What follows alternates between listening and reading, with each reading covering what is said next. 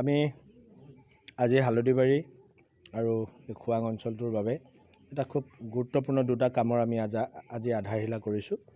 বিশেষভাৱে এই বৃহত্তৰ হালদিবাৰী হেঞ্চুৱা পুখুৰী অঞ্চলটোৰ এখনি ঐতিহ্যমণ্ডিত থান, যি হালদিবাৰী নগৰ থান বুলি কোৱা হয়, সেই নগৰ থানৰ এটি অতিথিশালা নিৰ্মাণ কৰিবৰ বাবে ভাৰত চৰকাৰৰ এটি প্ৰতিষ্ঠান BCPL ডিব্ৰুগড়স্থ BCPLৰ সামাজিক দায়বদ্ধতা পুঁজিৰ পৰা প্ৰায় 15 লাখ টকা আগবঢ়াইছে।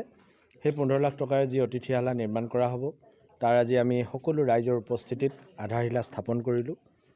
আৰু তাৰ পাছতেই আমি আহিলোঁ এইখিনি দামৰিখাটি অঞ্চল। এই দামৰিখাটি অঞ্চলৰ ৰাইজ এতিয়াও টাই আহোম পৰম্পৰাৰে বিভিন্ন ৰীতি নীতি তেখেতলোকে পালন কৰি আহিছে।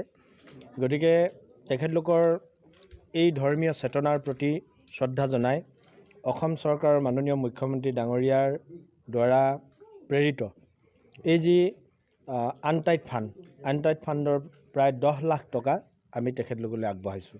এই 10 লাখ টকাৰে ইয়াত চেংৰেন নিৰ্মাণ কৰা হ'ব। টাই আহোমসকলৰ পৰম্পৰা অনুসৰি যি দেওঘৰ অৰ্থাৎ চেংৰেন, এই যি ব্যৱস্থা আছে, এই চেংৰেন ইয়াতে নিৰ্মাণ কৰা হ'ব। আৰু তাৰ বাবে আমি ইতিমধ্যে স্থানীয় সকলো ৰাইজৰ উপস্থিতিত আধাৰশিলা স্থাপন কৰি কাম সমাপন কৰিছোঁ।